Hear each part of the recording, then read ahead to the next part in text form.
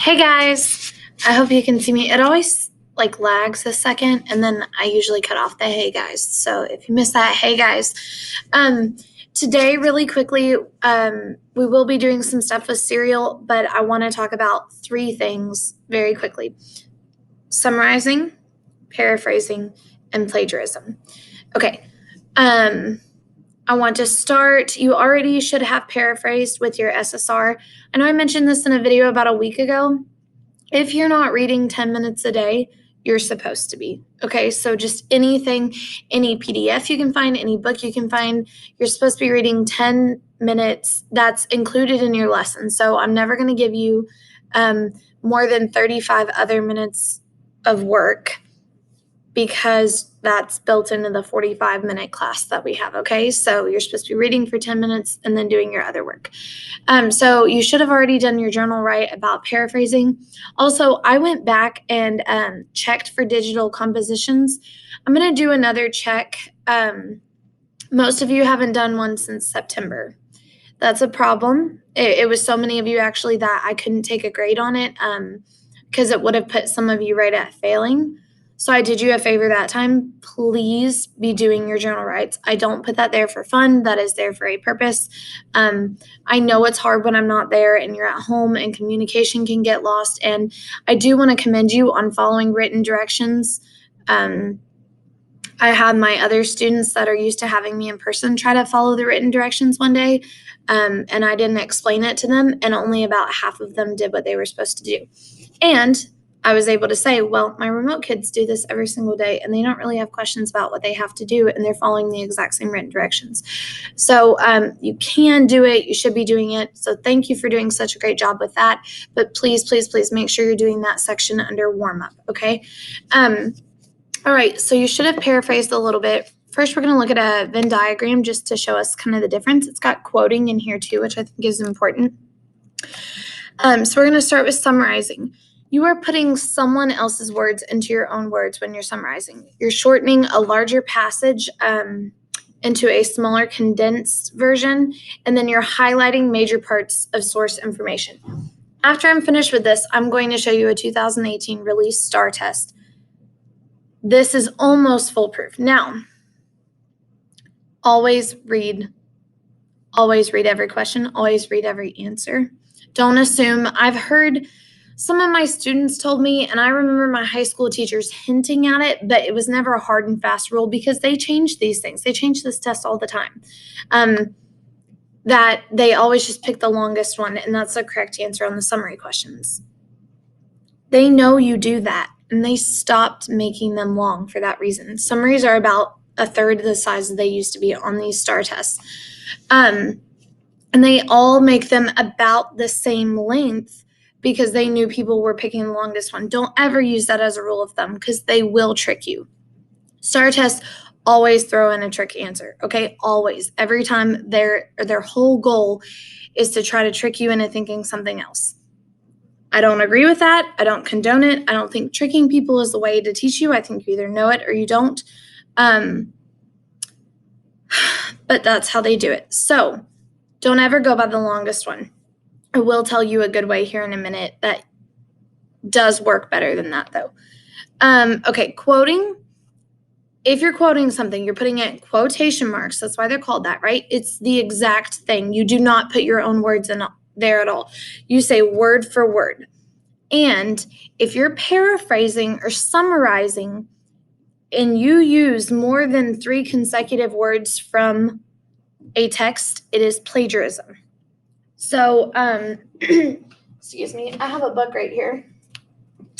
Let's say I'm summarizing this, and let's see. This wasn't the first time in the investigation that the police had heard Adnan had asked for a ride. This is written by Rabia Chaudhry, by the way, the woman who went to Sarah Koenig from Serial to talk about Adnan's story. This is the book she wrote called Adnan's Story. It's very good so far. This wasn't the first time in the investigation.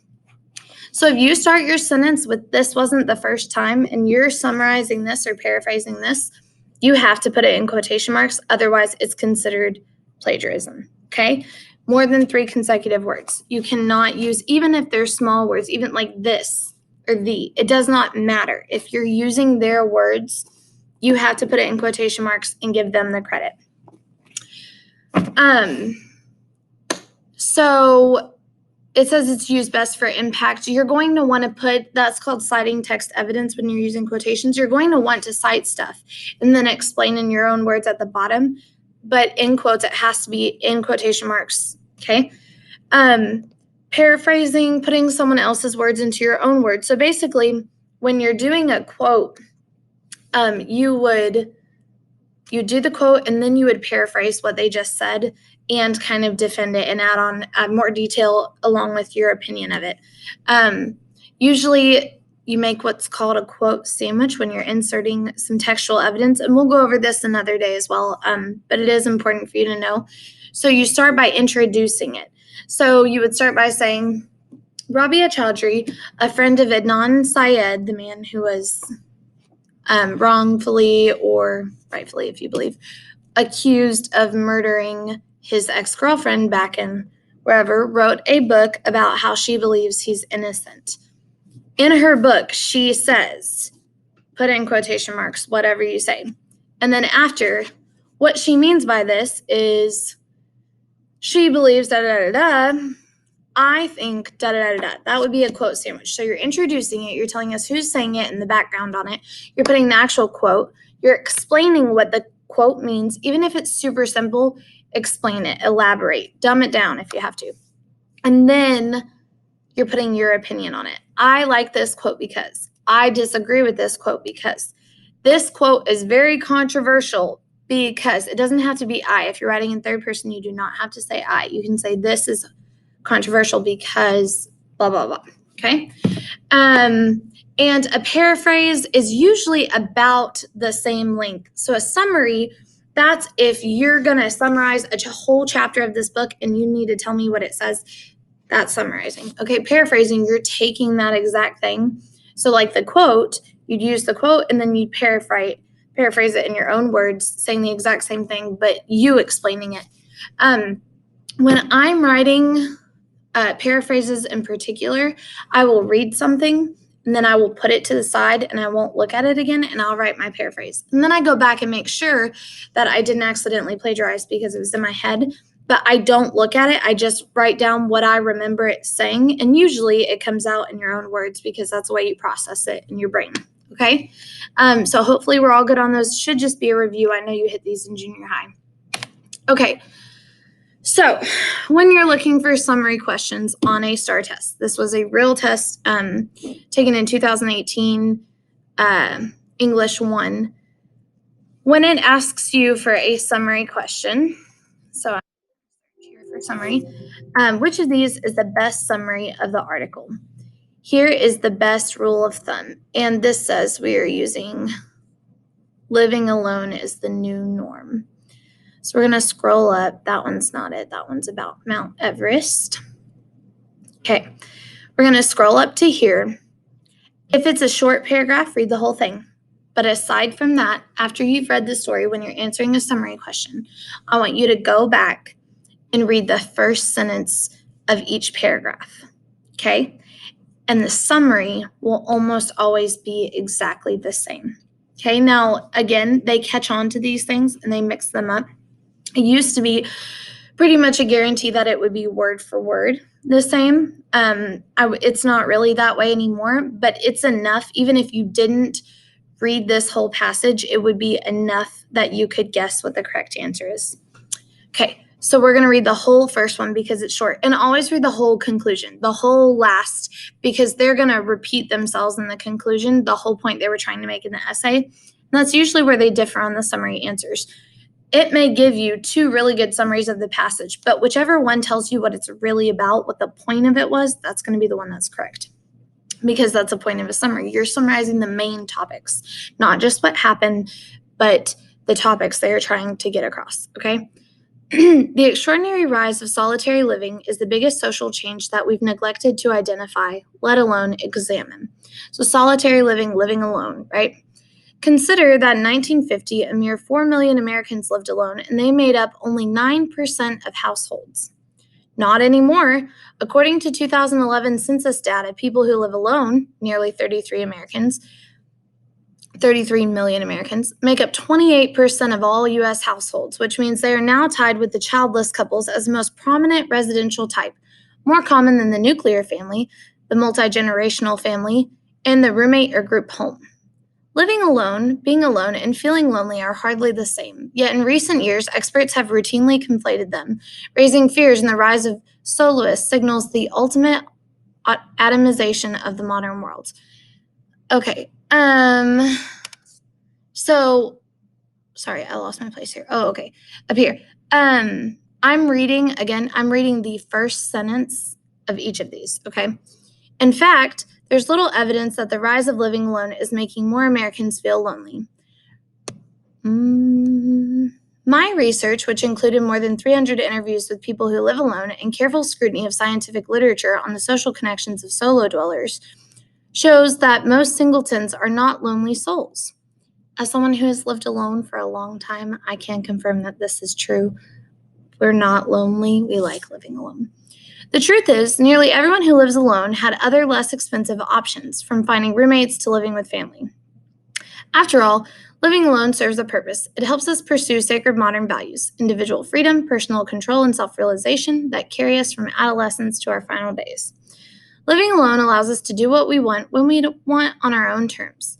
This means that living alone can help us discover who we are as well as what gives us meaning and purpose. Okay, so obviously some things we can pull before we even go look at the question. It is pro living alone, right? It's trying to break the stigma that living alone is bad, or it means you're depressed, or it means you're lonely, right? So that's the whole point they're trying to get across. So anything that argues differently is going to be wrong. So let's read 21A. While social scientists have long recognized the number of people living alone has exploded, they have erred in interpreting the trend as a social problem. In fact, the growing number of households without children has improved the social fabric of the United States. It is not arguing that life is better without kids in the world. Okay, it did mention that it's a growing number and it's more than the nuclear family and the multi-generational families are, but it does not say that that's necessarily better. It's just saying it's not a bad thing because people think it's a bad thing. So A is wrong. Single-person households in the United States have become much more prevalent than many realize. Contrary to the views of some experts, however, this development does not signal growing isolation and social disintegration. Many find that living alone allows them to pursue happier and more socially active lives. Okay, this is a good summary. It starts by telling us what's going on. So it's got a topic, it gives us the argument here, and then it kind of gives us a nice sum-up sentence. So that's a good option. The author's research into modern American domestic habits suggests that the rise in solo living has been misunderstood. In the past, nuclear family was the most common form of household, but this type of living arrangement did not necessarily lead to the greatest happiness. People today are decreasingly concerned with raising a family, and it is time policymakers begin to understand this trend. Okay, there's a lot wrong with C. And notice that it is the longest one, and it is not the correct answer. Okay, first of all, it starts with the author's research. When you're summarizing, the summary, the story itself is not recognizing the author because it's the person talking. So you're not going to start with the author's research. You're not talking about it as if they weren't there, usually. Also, this focuses heavily on, in the past, nuclear family was the most common, but this type of living arrangement did not necessarily lead to greatest happiness. No one is saying that nuclear families don't make you happy, okay? They're arguing being single doesn't make you unhappy, okay? So that's not a point it was trying to make at all. It said people are, it also didn't just say nuclear family, it also mentioned multi-generational family in the same sentence. There was not a heavy focus on nuclear family, so that's not right. And then it's talking about raising a family and how people are concerned with that. That's a whole other conversation. That's not what we're talking about. And D, many more people live alone today than in the past. That is wrong. Many more people. You don't talk like that. That's not proper. From the jump, that's wrong. And that probably means the rest of this is going to be okay, but that should be your number one signal that that is not correct. Some researchers think that this is a worrisome development, but their concern is misplaced. Because of modern technology, people often feel overwhelmed by their social networks and constant connectedness to others. We're not talking about social media at all. Has nothing to do with it. That is what the next article talks about. I just saw I glanced over that one, and it's about Mount Everest and using your phone on Mount Everest, basically. And so it's pulling in from the other summary or the other passage to confuse you. So the best answer here is going to be B. And we got that. Have not read this story. I've not read the whole thing through. We got that just from reading the first sentence of each paragraph, okay? Please go and do this on your whatever test you take. On your English 1 test. Sorry, guys, I'm tired. You see I'm stumbling on words and whatnot. My eyes are tired. I put contacts in for the first time in months, and I've been at school since 6:20, which is only 9. It's only 9:20. It's only 3 hours, and I have this big old coffee. Look, it's as big as my head. But sorry. Anyway, you see why that's the right answer? Hopefully you do. If not, message me if you have any questions. And I want you to go follow the rest of the instructions and do today's assignment. Good luck.